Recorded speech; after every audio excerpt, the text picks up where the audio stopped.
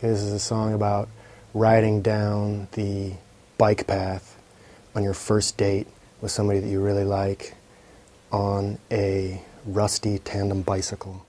Rode on through the rainstorm, sunlight shining through, on my old red Schwinn bike,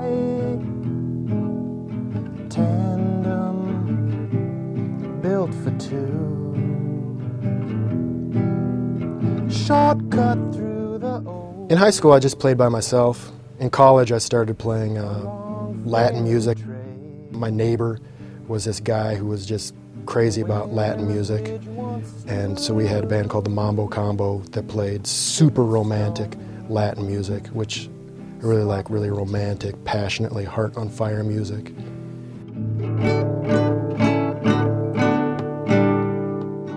I always wanted to live in a town where there was a lot of musicians.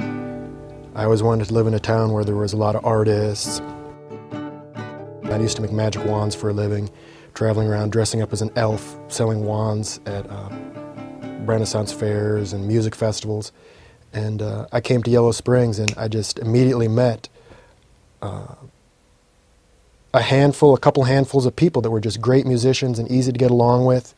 Sarah Alden was living in town then, who's now a professional fiddle player in New York City. Marco Packard was living in town then, who's a multi-instrumentalist up in the Northwest now. And most importantly, I met Ben Cooper, who is a multi-instrumentalist who also plays in Rhythm and Shoes now. But back then, they were in their early 20s just hanging out.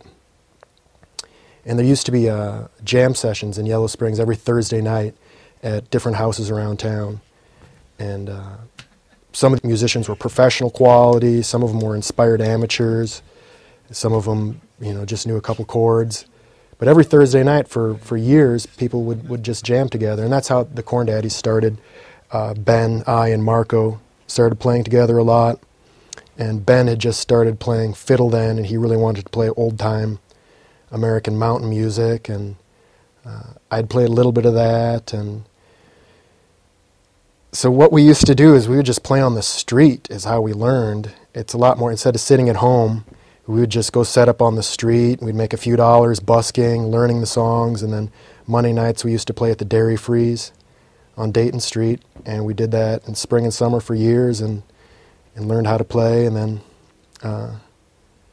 Marco quit, we went through a couple guitar players, but we started getting, people started letting us play inside, and so we started getting bar gigs and private parties and weddings and all kinds of different venues.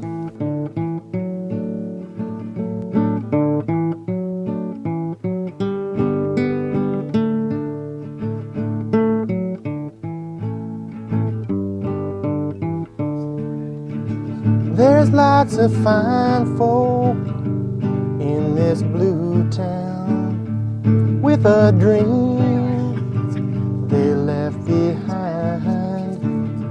Some forsaken, some forgotten by that thief named time. Could be your brother, could be your mother, all alone with one lone thought, wondering what went so wrong. But that's not me, I've not forgot.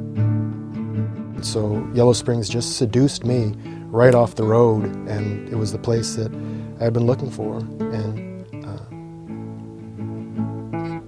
it brought me out of my shell musically. I used to be kind of shy about playing music. It was very personal to me.